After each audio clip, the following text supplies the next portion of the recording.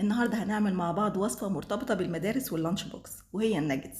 على الرغم ان وجود الناجتس في الفريزر بيحل لنا ازمة في اي وقت. عشان نعمل الناجتس ده هنحتاج 4 وحدات من التوست، وهنشيل الاطراف بتاعتها بالسكينة بالشكل ده، وبعد كده هنقطعها مكعبات صغيرة. انا هنا في الوصفة هستخدم نص كيلو من صدور الفراخ، عشان كده محتاجة 4. طبعا لو هتضاعفوا الكمية هتضاعفوا كمية التوست. بعد كده هنفرمهم في الكبة لغاية ما يبقوا عاملين زي البقسماط كده المفروم. التوست ده عادي من التلاجة، يعني مش متحمص ولا ناشف، لا عادي طري. هنفرمه لغاية ما يبقى بالشكل ده. بعد كده هنضيف عليه نص كيلو من صدور الفراخ مقطعينها مكعبات صغيرة، وهضيف عليهم معلقة كبيرة من النشا، وكمان معلقة كبيرة من الصويا صوص، ونص معلقة صغيرة من الثوم المفروم، الثوم الطازة، وربع معلقة صغيرة من الجنزبيل البودر، ولو متاح جنزبيل فريش يبقى أفضل. هنضيف نص معلقة صغيرة مفرومة، وهنضيف نص معلقة صغيرة من السكر، وبعد كده نص معلقة صغيرة من البابريكا والملح والفلفل الأسود. الفلفل الأسود كمان ممكن تقللوه لربع معلقة لو تحبوا. هنضرب بقى كل المكونات دي كده مع بعض، وفي النص طبعا بنوقف وبنشيلها كده من الجوانب ونضرب تاني عشان نتأكد ان كلها اتفرمت مع بعض بشكل كويس، وكل المكونات دخلت في بعضها كويس. كده خلاص الفراخ اتفرمت كويس جدا وكل حاجة امتزجت مع بعض.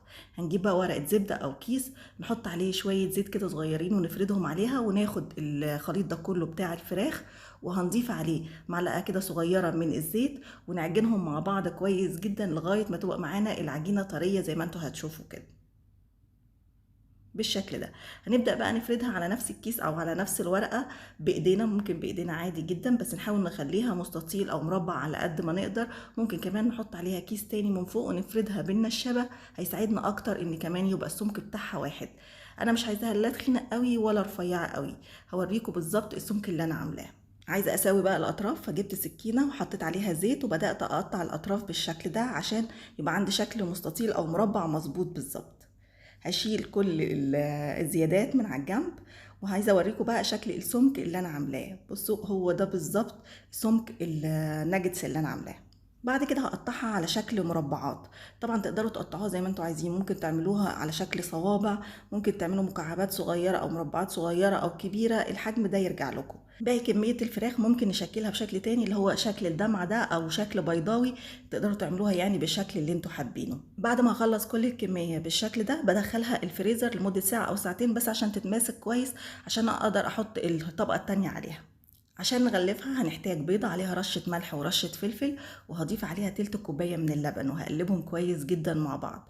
لو مش عايزين تستخدموا البيضة واللبن ممكن تستخدموا مية او لبن بس، يعني مش شرط البيضة مع اللبن. واهم حاجة في التغطية بقى هي الطبقة الكريسب دي ممكن تجيبوها من عند العطار او تجيبوا الماركة دي اللي هي الريتش بيك، بتتباع كده اسمها خلطة كريسبي للفراخ. كده كل حاجة بقت جاهزة. هنعمل بقى اخر خطوة في الناجتس.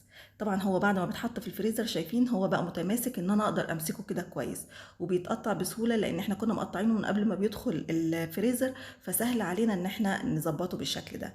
نحطها بقى في الدقيق، وبعد كده نحطها في الخليط بتاع البيض وفي الطبق الكريسبي، ونضغط طبعا كويس ونحط من كل الجوانب عشان تاخد او تبقى متغطية كويس يعني بطبق من الكريسبي.